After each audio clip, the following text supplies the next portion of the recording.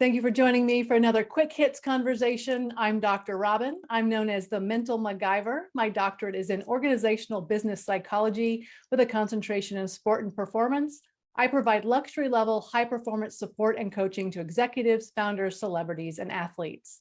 With me today, I have Fallon Siniscarco. She is a student at Unica University studying occupational therapy, and she will be going to grad school in the fall to study the same.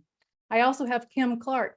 She is a speaker and consultant helping communicators and content creators learn and apply diversity, equity, inclusion to engage leaders and employees. She is also the co-author of the Amazon bestseller, The Conscious Communicator.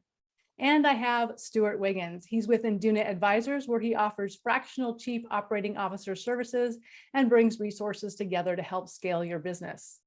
The question I have today, how would you know if you were part of a clique? Fallon, kick us off.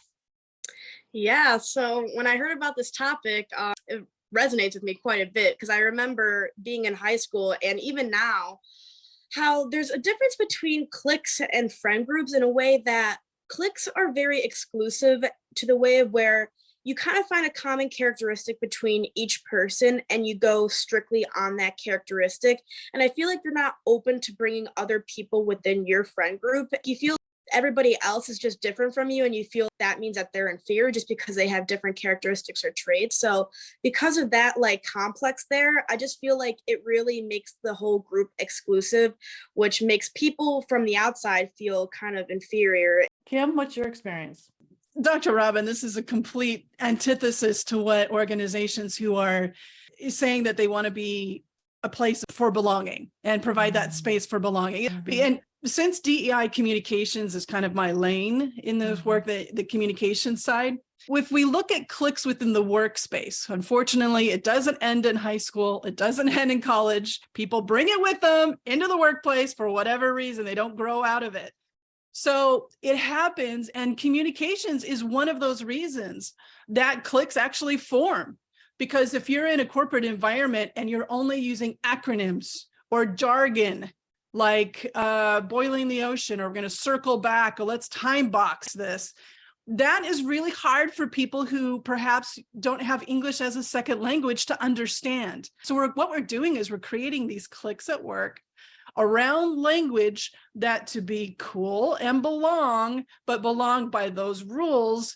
You use this language rather than us saying we need to make sure that we're building bridges into our corporate language and use plain language in order to have it be something that is more inclusive of everybody.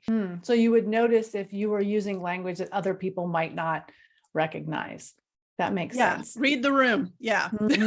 Stuart. I took a different look at this once I saw the topic. So the question I would ask is a clique a negative thing? Or is a clique really a derivative of a group of people that share common interests? I mean, you could say that a clique is more immature because of junior high and high school, but in the workplace, for example, when you go into a new organization, you can observe that there are people that because of common interests or because of common jobs, they kind of come together.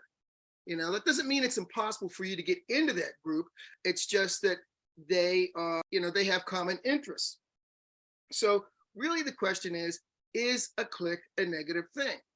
I would suggest that perhaps it can be positive, because if you are new to an organization and people reach out to you, they're just asking you to be part of the group. Because remember, a clique is only a subset of a larger organization. So I don't disagree with what anybody else has said. I'm just saying, let's not look at a clique as a negative thing. I disagree in that I think that the way language is used, a clique is a bad thing. And that goes to the point that Fallon made is that it's exclusive. You don't invite people into a clique. You invite people into a group, but a clique is very much us, them. And I think for me, it's easy to tell when I'm outside of a clique because I feel excluded. It's harder for me to tell if I'm in a clique because I might not notice, to your point, Kim, I might not notice that I'm excluding other people. So here's an example from my youth. When I used to be pretty active in a church, when I went to my own church, I was very comfortable. I knew when I was supposed to stand up. I knew the passages I was supposed to recite. I knew how it all worked. But if I went to a different church, do they stand up and sing? Do they sit down and sing? I don't know how to say these passages. I feel very outside. And that's when I started noticing how exclusionary churches could be, because I never felt included when I went to a new one. Absolutely. I personally have had that experience before. I'm Catholic, and one of my friends brought me into a Christian church, and it was completely different. That was different for me. Personally, for me, now being in college, it's definitely gotten a lot better since high school, because I feel like as you mature, you realize that it's not all about just being with one specific person and one specific group to make yourself feel better. I feel like you find like yourself more in college than you did in high school, and that opens you up to have more conversations with other people and explore different cultures and diversities. And I feel like although in college you have like your own degree that you're studying, so there's even cliques among that. As an OT major, I see a whole different clique between the OTs and the PTs, and we're not really studying very different things, but there's just a different, mood when you're hanging out with those people. So I just think it's very interesting how people still will share similarities, but those cliques still seem to form. And to pile on that, people who go to college can find themselves and have that as first as something that they have in common, to Stewart's point. But then when cliques become more of a weapon of power, when the power dynamics become the cool kids, and they're the ones that are helping each other get the project or get, access to an executive or this opportunity or promotion or connections outside of the organization, when it becomes more of an inequitable, system of power, that's when it can be really weaponized within the corporate structure in the workplace. So my experience as a leader, my technique to identify cliques was to determine who the informal leaders are. Because the ones that are the loudest, everybody thinks that people are going to naturally gyrate to them.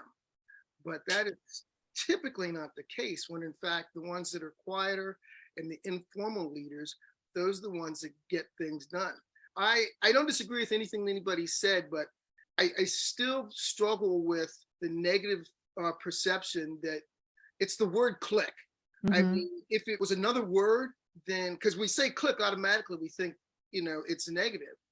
But I think that in any organization, regardless of its size, that there are going to be subsets of commonalities, just like Fallon said in college, I mean, just because these, people who have different educational goals, they may not do everything together, but they all have the same common goal. So the only thing I caution is when we use the word clique, it can be almost weaponized when we use the word clique, and that could be dangerous. I think what I'm hearing us all say is that there's a certain level of emotional intelligence to be able to notice, hey, I'm in this group, or I'm on this team, or I'm in this clique, whatever word you want to label it. And am I keeping other people out by not noticing that they're out? I think that's what it is. I think it comes down to emotional intelligence. Me personally, I hang out with a lot of the OTs in my cohort, but that doesn't stop me from wanting to meet other people. I think it's the intentions that you have in terms of whether or not you want to stick to your own self and your own friend group, which again cannot always be bad, like Stewart said. But I think it's just, the intention you have behind it. That's true. So when does it become a clique? And what I mean is, is it a time measurement? Is it a interest measurement? Is it, how they do things away from the common goal? I did a quick hits asking that question recently, and what we came to at the end was it's the exclusionary. If you are excluding other people and aren't allowing other people to be part of it, that's when it becomes a negative and it becomes a clique. And like you mentioned earlier, Stewart, if we were all like in a restaurant together, like having lunch with each other, even though we know each other better than a stranger would, it's a matter of, would we just try to stick to just having conversation with each other and exclude everybody else in that restaurant who would want to have a conversation with us? Or do we open them in to have a conversation? Whether or not, other people have common interests or not, it's a matter of being open to having other people come involved with you. And over time, as well. You may have built a stronger connection with those people you've been around with, but that doesn't necessarily mean it's a clique. Well, that is our 10 minutes. So I'm going to cut this conversation off here. Thank you so much for having it with me. And I look forward to speaking to you each again very soon.